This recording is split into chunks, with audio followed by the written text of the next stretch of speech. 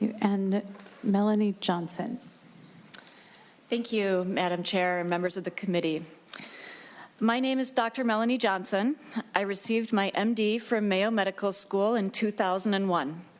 I'm a certifying physician for the Minnesota Medical Cannabis Program. I'm a mother of 5, and my oldest son, Pierce, takes medical cannabis for epilepsy and Tourette's. Although his symptoms were partially controlled with conventional medications, he was on antipsychotics and mood elevators to be able to attend school, even minimally interact. The side effects are sedation, weight gain, breast development, and mental slowing. He required a lot of extra help. He had an extensive individualized education plan and was often assumed to be autistic or frankly psychotic when you met him. 4 out of 8 subject hours at school were spent in special education, math help, or extra study halls. At his IEP meeting in 2018, his teachers recommended looking at group homes and focusing on making him employable in a special needs capacity through a special program that the state has developed. Something had to change. He agreed to be certified for medical cannabis in November of 2018. He started taking it in January of 2019. In the first month, he grew an inch, started talking again, and lost 30 pounds. He is off 60% of his previous medications. He has 60% fewer side effects. He no longer requires an IEP at all. At all. He is 2 years accelerated in math, and we're looking at colleges with 4-year degree programs. Yeah. Thank you. Thank you.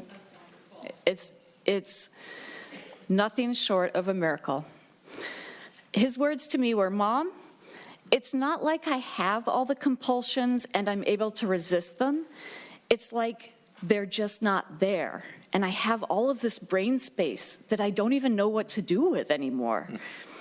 The results were nothing short of miraculous.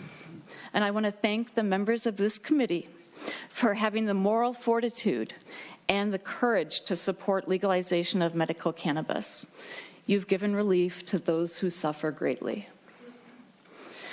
I come before you today to respectfully request that you continue that good work. Under current law, children in school cannot have medical cannabis administered by qualified nursing staff who regularly dispense similar medications. A missing or a late dose for Pierce means a seizure.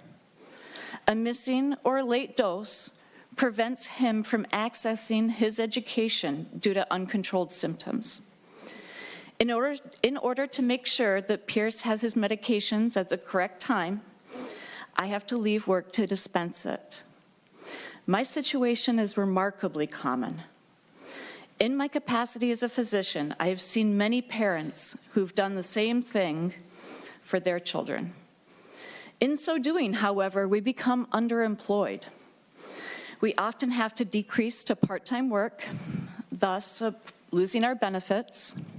Typically, this falls on the primary patient or the primary care provider, who is the mother in most cases. And we're placing an undue financial burden on families who are already stretched because their children have significant medical problems. As you can also imagine, my teenage son is mortified when I walk into his high school to dispense his medication to him. I understand that there is still a stigma with medical cannabis due to its past associations, but there is no medical or scientific reason to restrict schools from dispensing medical cannabis at the direction of a qualified, certifying physician. Our children deserve equal access to appropriate medicine. To allow our children to have their medications in school is compassionate. It is fair, it is logical, and it should be legal. Thank you for your kind attention and your time. Thank you.